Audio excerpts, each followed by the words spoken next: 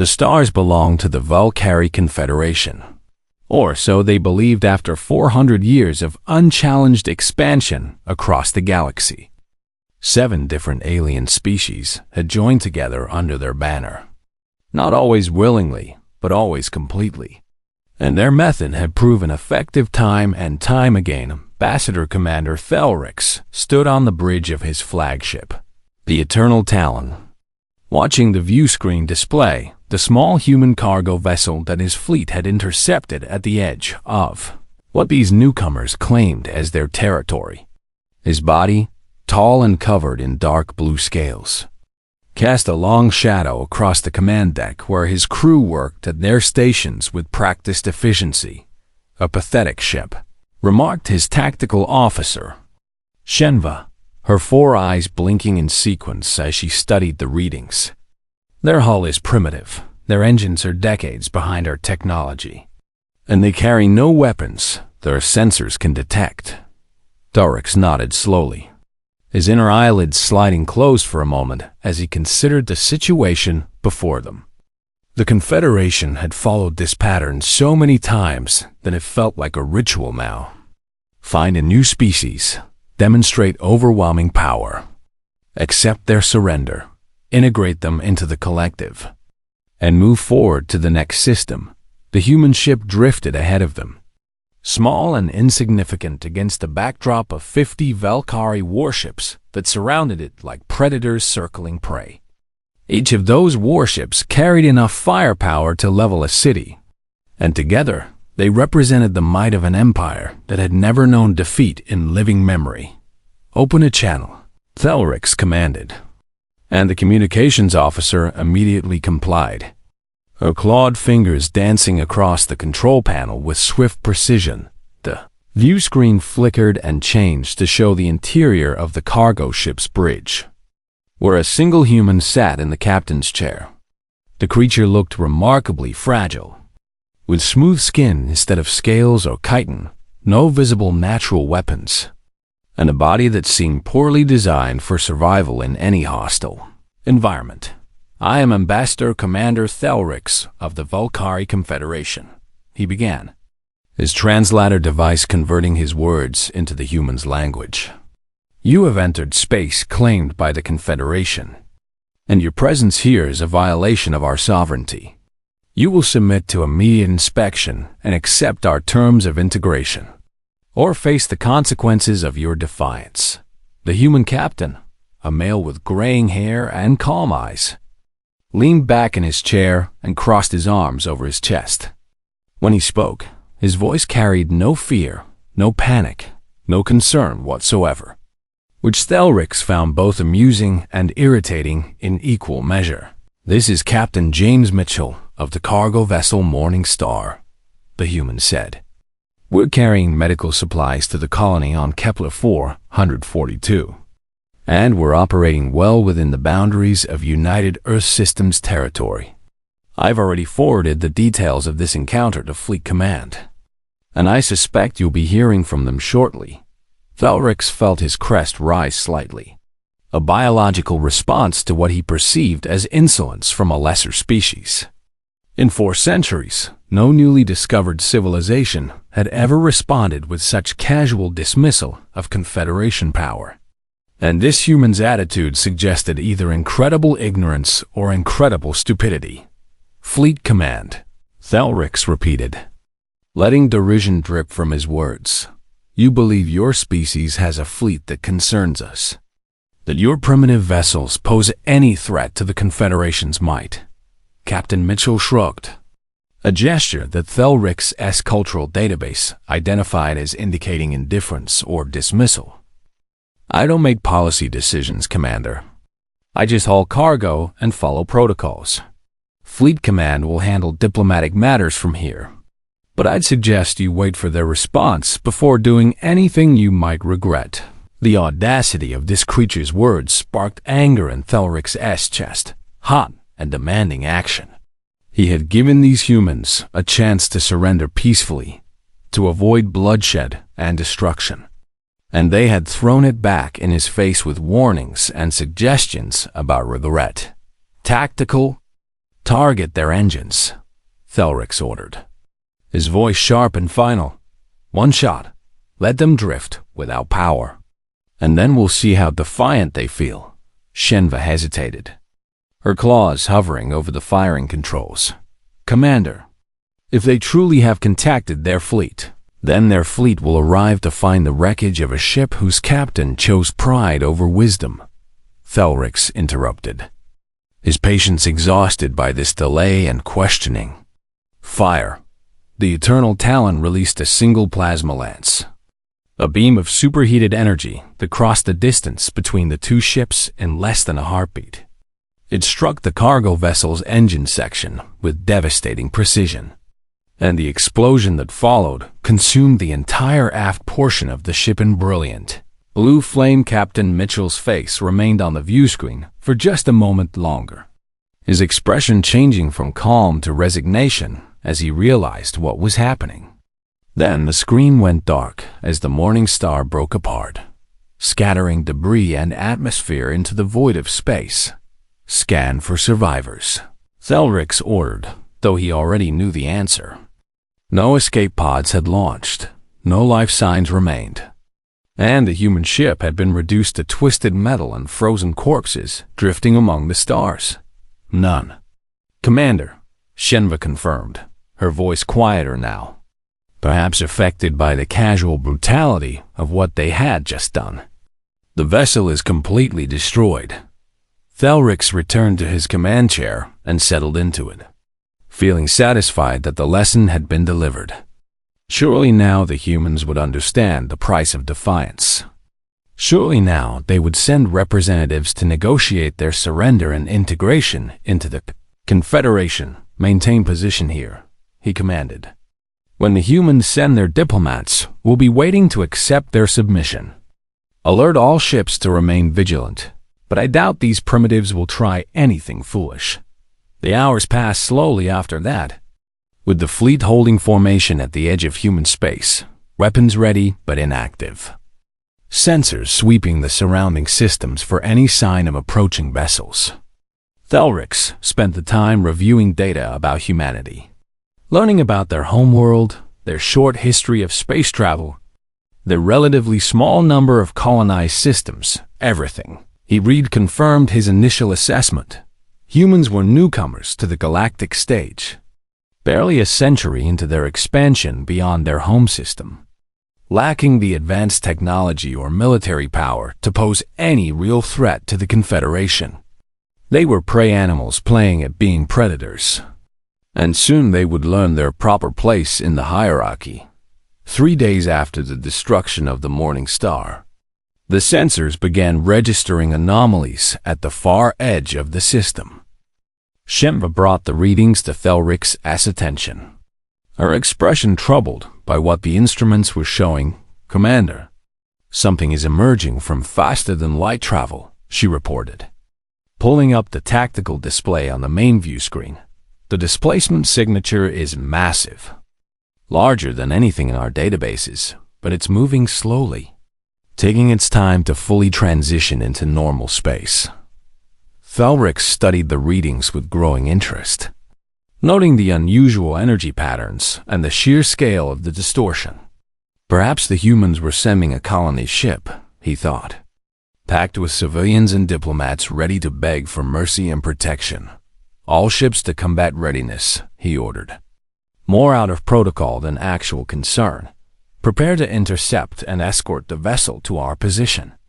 Let's show these humans how generous we can be to those who accept Confederation authority." The distortion grew larger on the sensors, bending space around it like a stone pressing into fabric, and Thelrix leaned forward in his chair, eager to see what desperate gesture humanity would make in response to their loss. The ship that emerged from faster-than-light travel was not a colony vessel, not a diplomatic cruiser, not a merchant convoy seeking mercy. It was something that defied Thelrix's understanding of naval architecture, military strategy, and the basic principles of spacecraft design that every spacefaring civilization in the galaxy seemed to follow. The UESS Retribution dropped into normal space like a mountain tearing itself free from the ground and learning to fly. And for several long seconds, the sensors on every Valkyrie ship struggled to map its full dimensions, because nothing in their databases had prepared them for something of this scale. 47 kilometers, Shenva whispered, her voice barely audible as she read the measurements that kept scrolling across her tactical display. Commander, the vessel is 47 kilometers from bow to stern, and its mass readings are off our standard scales. Taurix felt his blood run cold despite the climate controls keeping the bridge at optimal temperature. He had seen dreadnoughts before, had commanded battles against species who built massive warships to intimidate their enemies. But those vessels had been 2, maybe 3 kilometers long at most, and they had been considered impressive examples of engineering and military might. This thing before them was something else entirely. Something that made his 50 warships look like scavenger fish swimming near a leviathan. The Retribution hung in space with a presence that seemed to bend reality around it. Its hull dark and studded with thousands of weapon emplacements, sensor arrays, shield generators, and systems whose purpose the Valkyrie scanners could not even begin to identify. Status report, Taurix demanded, trying to keep his voice steady and authoritative, even as his mind raced through scenarios and calculations, trying to find some way that this situation made tactical sense. The whole composition is unlike anything we've encountered, the science officer reported from her station, her tentacles writhing in agitation as she processed the incoming data. Our scans are having difficulty penetrating it, but preliminary analysis suggests multiple layers of armor plating, energy-absorbent materials, and some kind of reactive shielding that adapts to sensor frequencies. Shenva pulled up a wireframe diagram of the human ship, and the tactical display highlighted weapon signatures across its surface. Confirmed weapon systems, approximately 4,200 individual emplacements, ranging from point defense turrets to what appear to be ship-to-ship cannon batteries. There are also 16 launch tubes that our computers classify as torpedo or missile systems, each large enough to accommodate warheads in the megaton range. The numbers kept coming, each one more impossible than the last, each one driving home the reality that the Confederation had stumbled into something beyond their experience. This was not a ship built for exploration or trade, not a vessel designed with efficiency or economy in mind, but a weapon forged with a single purpose: absolute dominance in combat. They haven't powered weapons yet, Shenva added, though her tone suggested this information provided little comfort. Shields are active but at minimal strength, and they're holding position exactly 1 million kilometers from our fleet. Thelrix stared at the massive ship on his view screen, trying to understand the psychology of a species that would build something like this. The resources required to construct a vessel of this size would bankrupt most civilizations. The engineering challenges would occupy entire generations of scientists and builders, and the tactical implications of deploying such a ship suggested a military doctrine focused on overwhelming force rather than strategic flexibility. Why, he muttered, more to himself than to his crew. Why build something so massive, so impractical, so far beyond anything necessary for normal naval operations? No one on the bridge offered an answer. Perhaps because they were all asking themselves the same question. Perhaps because they already knew the answer and didn't want to voice it aloud. The communication system chimed, indicating an incoming transmission from the human vessel, and Thelrix gestured for his officer to accept it. The view screen shifted to show the bridge of the Retribution, and the contrast with the cargo ship from 3 days ago could not have been more stark. The human who appeared on screen wore a dark uniform with numerous insignia and decorations, her hair pulled back in a severe style, her posture radiating confidence and controlled aggression. Behind her, Thelrix could see dozens of crew members working at stations that seemed to stretch back into the distance. A bridge that could have housed his entire flagship with room to spare. "I am Fleet Admiral Sarah Chun of the United Earth Systems Navy," the woman said. A voice calm and professional, but carrying an edge that suggested emotions held firmly in check. "3 days ago, you intercepted and destroyed the cargo vessel Morning Star, killing Captain James Mitchell and his crew of 17 personnel who were engaged in peaceful transport of medical supplies to a human colony." Thelrix opened his mouth to respond, to explain the protocols of first contact and the necessity of demonstrating Confederation authority. But Admiral Chun continued speaking without pause, without giving him the opportunity to justify or defend his actions. Captain Mitchell followed proper procedure when confronted by unknown hostile forces, she said. He identified himself and his ship. He informed you that he had contacted Fleet Command, and he attempted to de-escalate the situation through diplomatic communication. Your response was to murder him and his crew without warning, without provocation, and without any legitimate military justification. The words hit Thelrix like physical blows, each one stripping away the certainty he had felt when ordering that fatal shot. He had acted according to Confederation protocol, had done exactly what was expected of an ambassador commander encountering a defiant species. But hearing his actions described in such stark terms made them sound less like military necessity and more like casual brutality. "You will withdraw all forces from United Earth Systems territory within 1 hour," Admiral Chen stated, and there was no negotiation in her tone. No room for discussion or debate. "You will transmit an official apology to Earth Command, along with full details of the incident and the names of all personnel involved in the attack. You will also provide compensation for the families of the deceased crew members, in an amount to be determined by our diplomatic corps." Thelrix found his voice at last, though it sounded weaker than he would have liked. "You make demands of the Confederation as if you have the power to enforce them, as if one ship, no matter how large, can threaten an entire fleet." Admiral Chun's expression didn't change, didn't show anger or amusement or any emotion that Thelrix could read and interpret. "1 hour, Commander. I suggest you use that time wisely." The transmission ended abruptly, leaving the Valkyrie bridge in silence that felt heavier than the void outside. Thelrix looked around at his crew, seeing his own uncertainty reflected in their faces, their body language, their reluctance to meet his gaze directly. "Contact Confederation Command," he ordered. "Request instructions on how to proceed, and transmit all sensor data on the human vessel. They need to understand what we're facing here." The communications officer worked quickly, sending the encrypted message back toward Confederation space. But the response time would be measured in hours rather than minutes, and the clock that Admiral Chun had started was already counting down toward 0.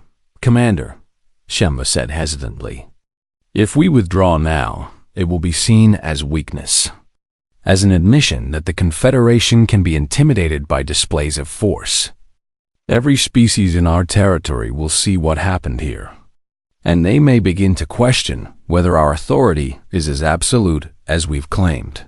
She was right. Thelrix knew, but she was also missing the larger picture. If they stayed and fought, if they tested the capabilities of that massive human ship and found themselves on the losing side, the damage to Confederation prestige would be far worse than a tactical withdrawal. "Prepare the fleet for combat operations," he ordered, making the decision that his training and pride demanded, even as a small voice in the back of his mind screamed warnings about hubris and folly. If the humans want to demonstrate their power, then we'll give them the opportunity. 50 ships against one, no matter how large that one might be. The bridge crew moved to execute his orders. Weapons coming online across the fleet, targeting solutions being calculated and distributed, shield generators ramping up to maximum strength. Thelrix watched the preparations with a mixture of determination and dread, knowing that the next hour would determine not just his own fate, but possibly the future of the entire Confederation on his view screen. The Retribution continued to hang in space, silent and still and patient, waiting for the hour to expire and the shooting to begin. The hour passed with agonizing slowness as both fleets maintained their positions, weapons armed and ready, crews tense with anticipation of violence that seemed increasingly inevitable.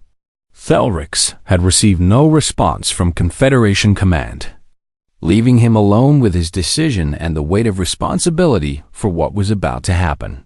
"Time," Shenva announced quietly, and Thelrix felt the moment stretch out before him like a chasm he was about to leap across. "All ships," he broadcast across the fleet command channel. "Open fire, concentrated barrage on the human vessel's forward sections, targeting what appear to be primary weapon systems. Show them that size alone does not guarantee victory." 50 Valkyrie warships unleashed their arsenals simultaneously, and space lit up with the deadly light of plasma lances, antimatter torpedoes, particle beams, and kinetic projectiles launched at relativistic speeds. It was enough firepower to crack a planet's crust, enough destructive energy to vaporize anything smaller than a moon. And it all converged on the Retribution in a beautiful and terrible display of military might. The weapons struck the human ship's shields and simply disappeared, absorbed by energy barriers that didn't even flicker under the assault. Thelrix watched in growing horror as his fleet's opening salvo, their most powerful first strike, accomplished absolutely nothing against the massive dreadnought that floated serenely in the void, shields holding at 98%. Shenva reported, her voice hollow with disbelief. No structural damage detected, no power fluctuations, no indication that our weapons affected them in any meaningful way. Before Thelrix could issue new orders, the Retribution finally responded, but not with the devastating main weapons that his tactical officers had identified and cataloged with such fearful precision. Instead, the ship activated only its point defense systems, the smaller turrets designed to intercept incoming missiles and fighters during close combat. "Incoming fire?" someone shouted from across the bridge, and Thelrix gripped the arms of his command chair as the first human weapons found their targets. The Pender targets, the Bayanos. Valkyrie destroyer's swift talon died first, its shields overloaded by precisely aimed energy beams that struck its reactor in a sequence calculated to maximize destruction while minimizing energy expenditure. The ship broke apart in a silent explosion that scattered crew and debris across several thousand kilometers of space. Then, the cruiser Eternal Watch followed, its engines torn apart by railgun rounds that punched through armor plating like it was tissue paper, leaving the vessel tumbling and helpless before follow-up shots finished what the first volley had started. "Evasive maneuvers," Thelrix ordered desperately. "All ships scatter and maintain firing patterns." But the Retribution wasn't just firing blindly into the fleet. Each shot was calculated, each beam and projectile aimed with computer-guided precision that took into account ship movements, shield frequencies, structural weaknesses, and a dozen other factors that the Valkyrie tactical computers couldn't track fast enough to counter. The battleship Iron Victory tried to close distance, its captain apparently believing that proximity would limit the human ship's ability to target effectively. But the Retribution simply adjusted its firing solution and eliminated the vessel with a sustained burst that overwhelmed its shields and carved through its hull in a matter of seconds. "They're not even using their main guns," Shenva said, her voice breaking slightly as she watched another 3 ships disappear from the tactical display. "Commander, these are point defense weapons, designed to shoot down missiles and small craft, and they're destroying capital ships like they're nothing." Thelrix knew she was right. knew that every second he continued this engagement was condemning more of his people to death. But pride and fear of the consequences held him in his chair. To retreat now would be to admit complete defeat. To acknowledge that humanity possessed power so far beyond the Confederation that resistance was meaningless. The Carrier Mother's Grace launched its full complement of fighters. Dozens of small attack craft that swarmed toward the human dreadnought in a desperate attempt to overwhelm its defenses through sheer numbers. The Retribution responded by activating what appeared to be automated targeting systems, and the fighters began to explode one by one, picked off with casual efficiency by weapons that never missed and never hesitated. How? Full reverse. The carrier's captain broadcast on the fleet channel, panic evident in his voice. All remaining ships, retreat 2. The transmission ended as the Mother's Grace took a direct hit from something larger than point defense. One of the human ship's secondary batteries that tore the carrier in half with a single shot that suggested the Retribution was getting tired of this game.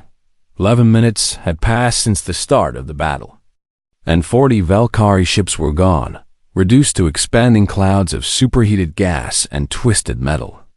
The remaining 10 ships, including Thelric's flagship, were already turning away, their captains making the same calculation that their commander had been too slow to accept. "Power down weapons," Thelric's ordered, his voice barely above a whisper. "Broadcast surrender on all frequencies, and pray to whatever gods still listen that the humans are merciful." The Eternal Talon's weapons went dark, and across the battered remnants of the fleet, the other surviving ships followed suit. They hung in space like broken toys, their shields damaged, their crews traumatized, their purpose shattered by 11 minutes of combat that had been less a battle and more an execution. Admiral Chun's face appeared on the view screen once more, and Thelrix forced himself to meet her gaze, even though every instinct screamed at him to look away, to hide from the judgment he saw in her eyes. "You were given a choice, Commander," she said, and there was no triumph in her voice, no satisfaction at the victory she had just achieved. "You could have withdrawn peacefully, could have avoided this bloodshed, but you chose to test us instead. I hope the lesson was worth the lives of your crew members."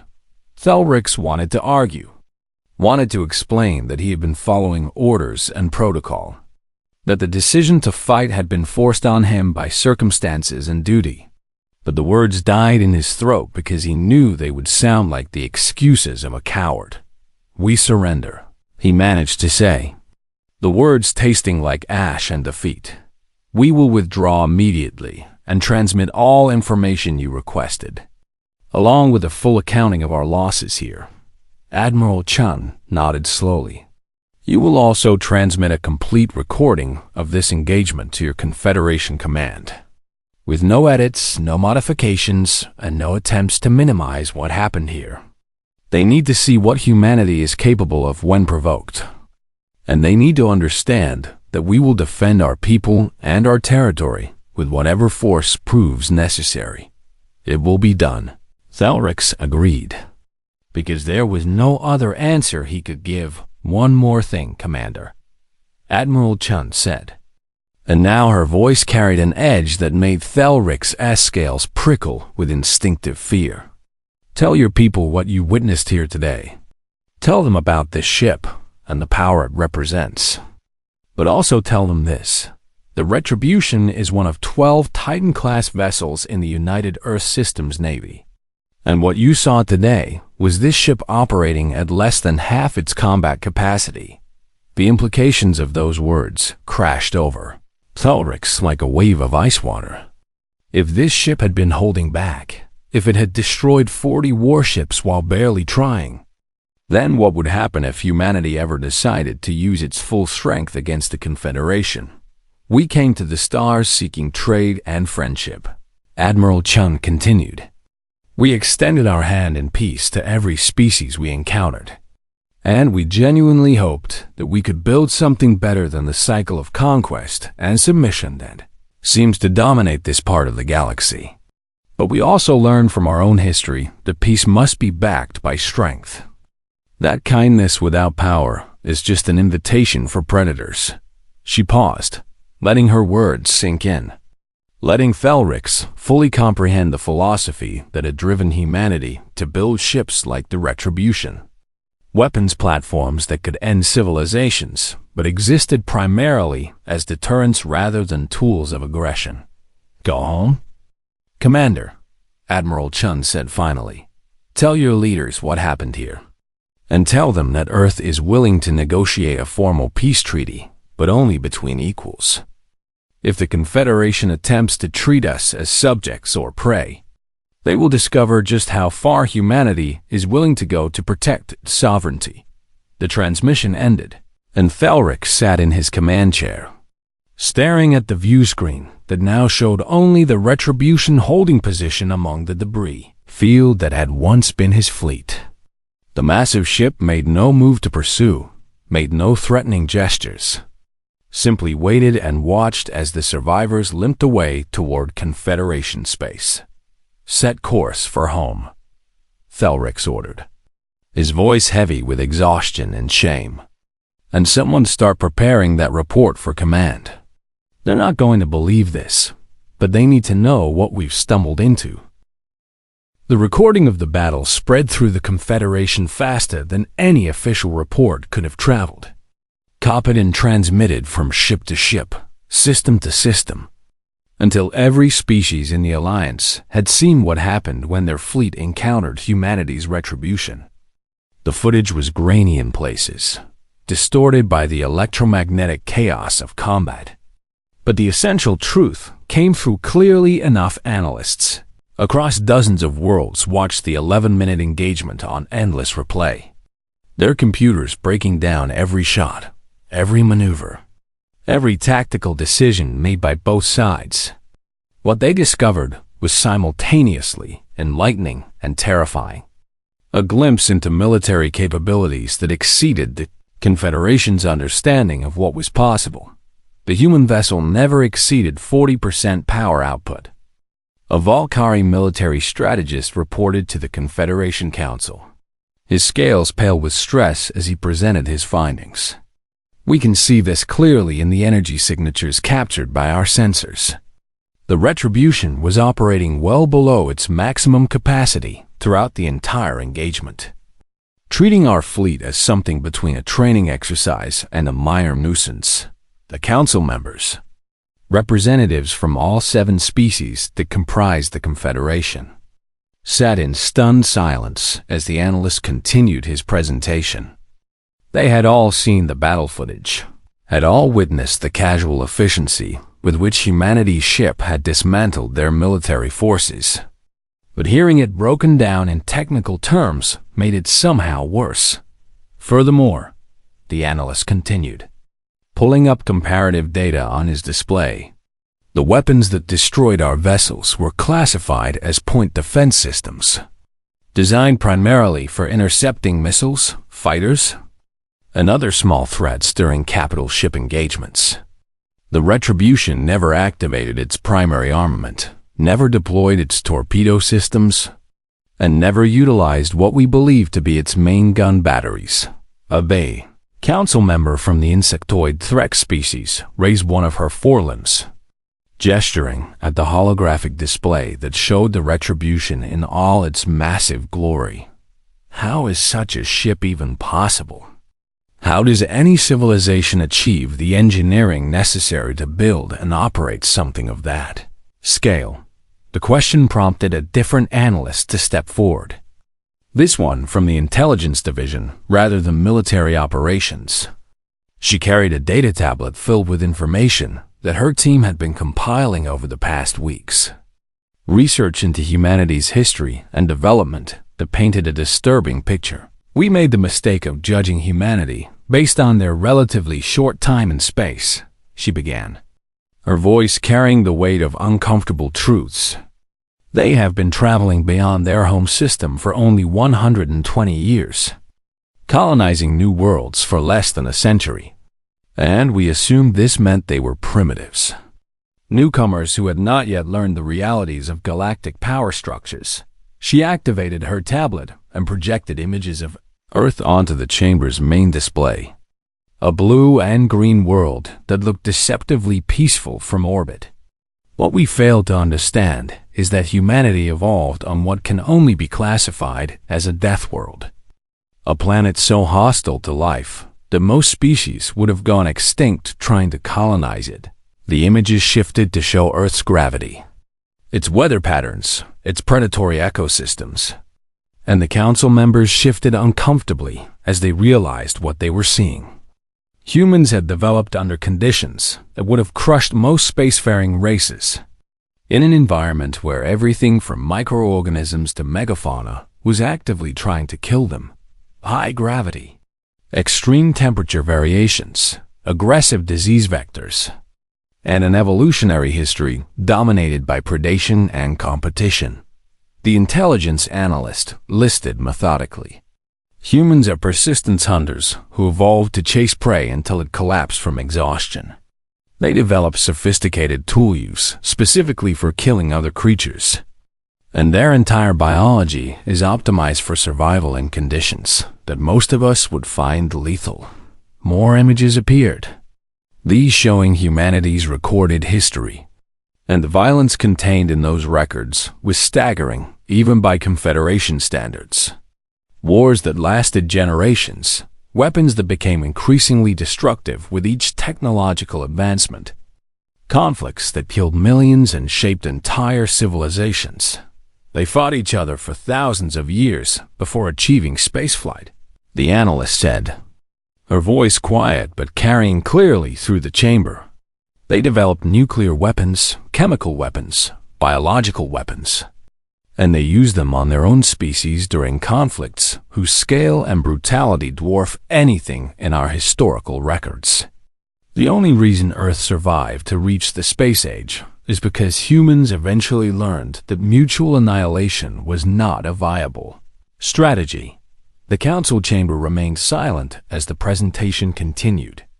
Each new revelation adding to the growing understanding that the Confederation had not merely encountered a new species, but had stumbled into conflict with something fundamentally different from anything they had faced before.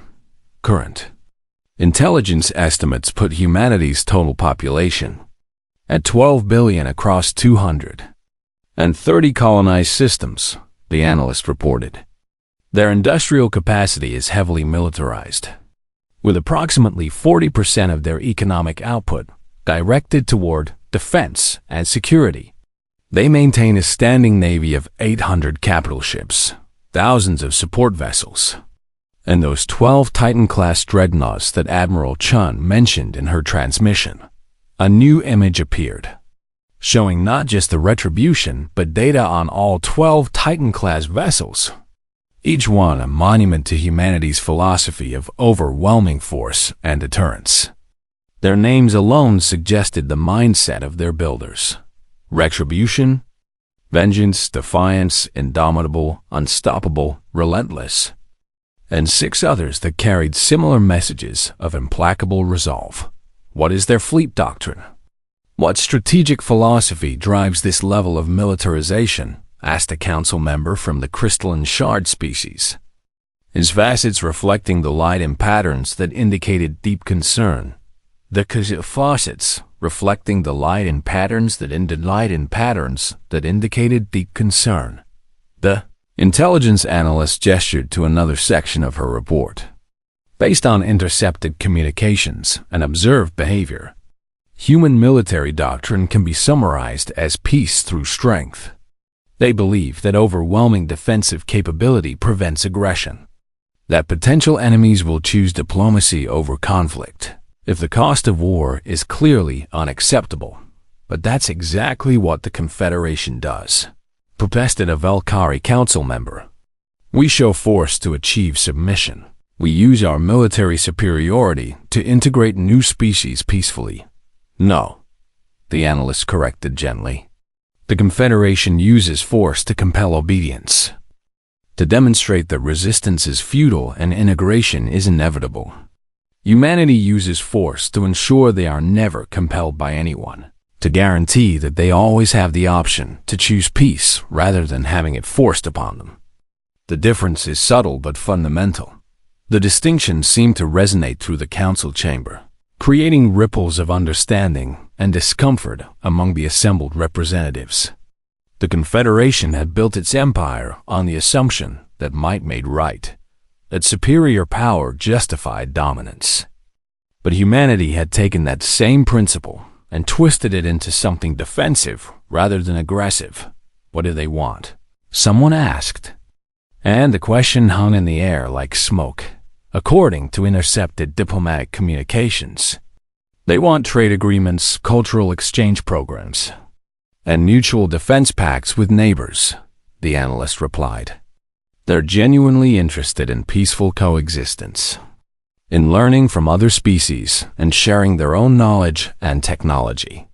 The problem is that they're also absolutely unwilling to accept any relationship that isn't based on mutual respect and equality. The implications were clear and unavoidable.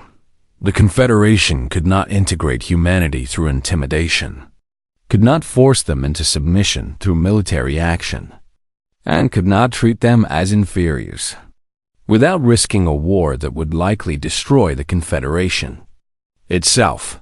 3 of our member species have already opened back-channel communications with Earth, the intelligence analyst added, and this revelation caused immediate uproar in the chamber. Representatives shouting accusations and demanding explanations. The Threx, the Wanderers, and the Silent Ones have all initiated diplomatic contact with humanity independently of the Confederation's official position. She continued once order was restored. They're seeking separate peace treaties, trade agreements, and technology exchanges, effectively breaking ranks because they believe humanity represents both an opportunity and a threat that requires immediate engagement. The council chamber descended into chaos as different factions argued for different approaches. Some wanted to escalate, to gather the full might of the Confederation and crush humanity before they could spread further, while others advocated for immediate peace negotiations and acceptance of humans as equals rather than subjects in the midst of the arguing and political maneuvering. The intelligence analyst shared one final piece of information that she had been saving for last. We also received confirmation that Ambassador Commander Thelrix has been formally charged with incompetence and reckless endangerment of Confederation forces. He's being court-martialed, and new leadership is being appointed to handle the human situation going forward. The diplomatic delegation from Earth arrived at the neutral space station 6 weeks after the battle. Their transport ship escorted by 3 human destroyers that made the Valkyrie security forces nervous, despite being smaller than anything the Confederation would classify as a capital vessel.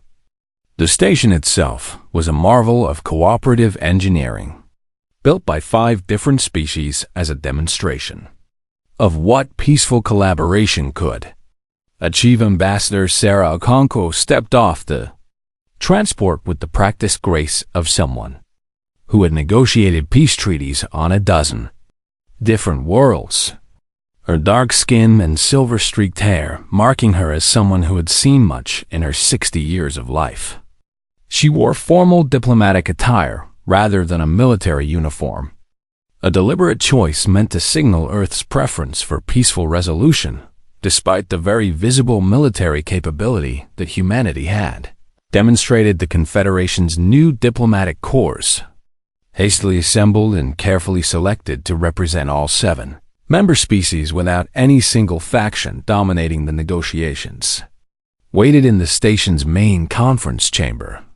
They had spent weeks preparing for this meeting, studying human psychology, cultural norms, and negotiation tactics gleaned from intercepted communications and academic databases.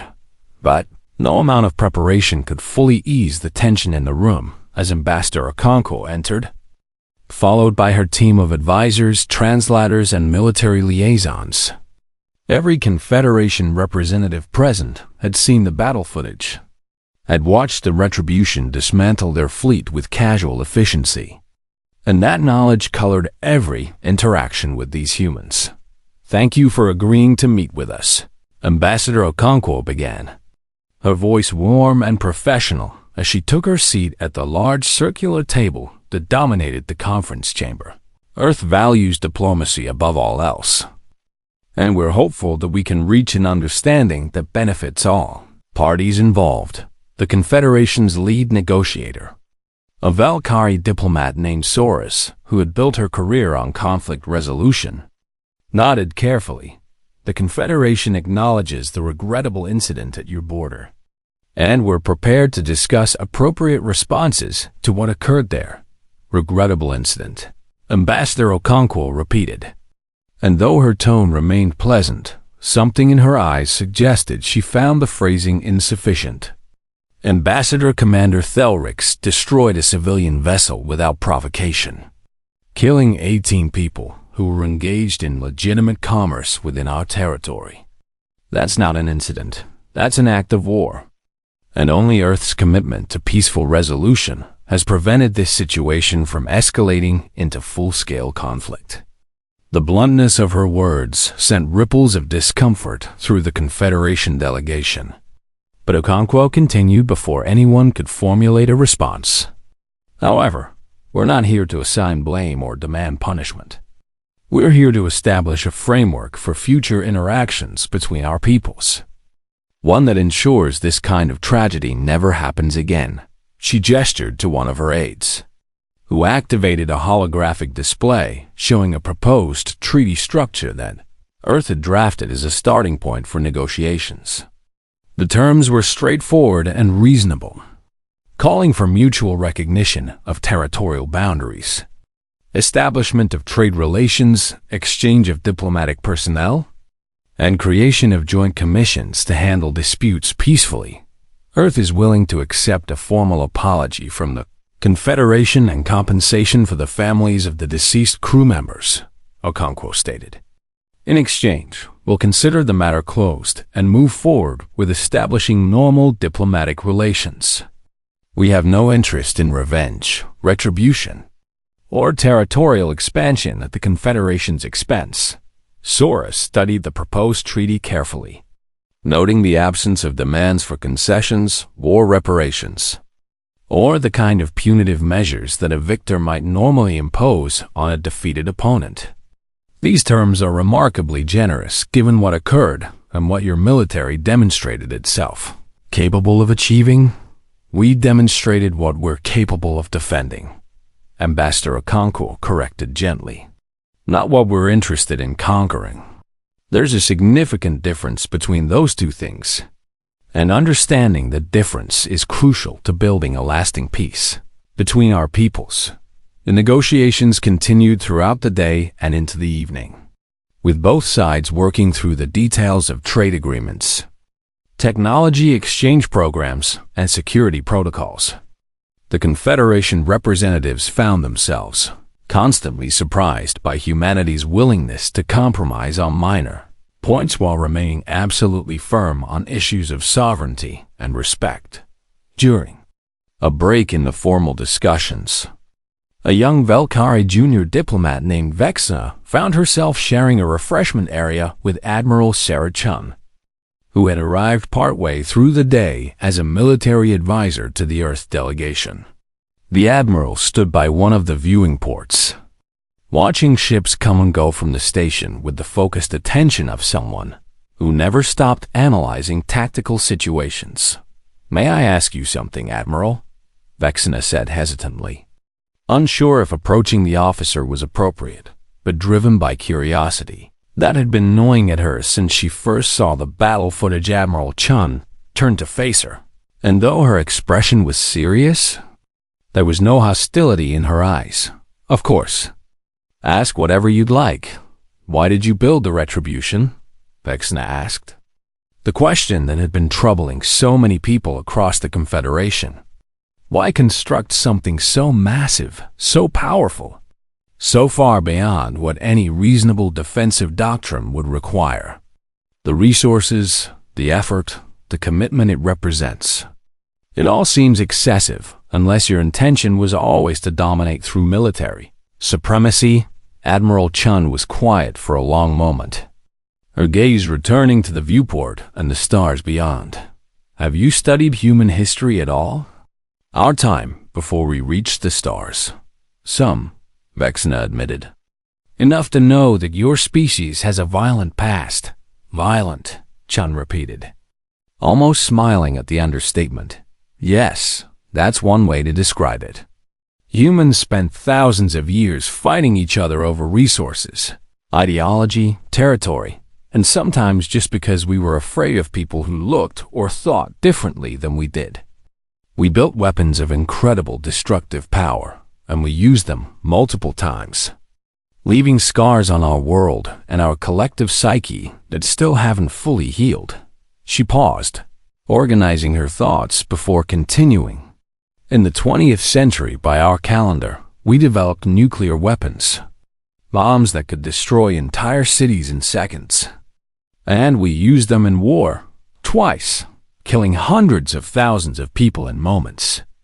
The horror of what we created finally convinced us that there had to be another way, that continuing down that path would lead to nothing but extinction. Vexana listened intently, trying to imagine the psychological weight of a species coming so close to destroying itself. We learned that peace doesn't come from being harmless, Admiral Chun said. It comes from being capable of terrible violence, but choosing not to use it. The retribution exists because we've seen what happens when you're not strong enough to protect what matters. When you're vulnerable and others decide to exploit that vulnerability. She turned to face Vexana directly, her expression serious but not unkind. We've lost colonies to disease, to equipment failures, to accidents and disasters that we couldn't prevent, because we didn't have the resources or the technology in place to save our people. Every time it happened, we had to sit helplessly and watch people die. And we swore we would never feel that helpless again. So the retribution is a promise, Vexana said slowly, understanding beginning to dawn. A promise that you'll never be unable to defend your people. Exactly, Chun confirmed. It's a promise to every human living in the frontier colonies that if something threatens them, if someone attacks them, they won't die alone and forgotten while Earth does nothing. It's a promise that we have the capability to project power across our entire territory, to respond to any threat with overwhelming force if necessary. But you don't want to use that force, Vexana observed. No, Admiral Chun agreed. We really don't. Every person who died when we destroyed Thelric's S-Fleet was someone's child, someone's friend, someone's loved one. And their deaths will haunt me for the rest of my life, even though I know I made the only choice possible under the circumstances. She looked back out at the stars. The retribution exists so that hopefully no one else has to die. Because once word spreads about what happened at your border, other species will think twice before threatening human territory or harming human civilians. The ship is a deterrent, a shield, and yes, a weapon when absolutely necessary. But its primary purpose is to prevent war rather than wage it. Vexana found herself nodding slowly, the pieces finally fitting together into a coherent picture. You built ships that could terrify the galaxy so that you'd have the option to choose peace. We built ships that ensure peace is a choice rather than a condition imposed on us by someone stronger. Chun clarified. That's the difference between us and the Confederation. You use strength to force submission. We use strength to guarantee freedom. The conversation ended as they were called back to the negotiation table. But Vexana found herself viewing the entire diplomatic process differently.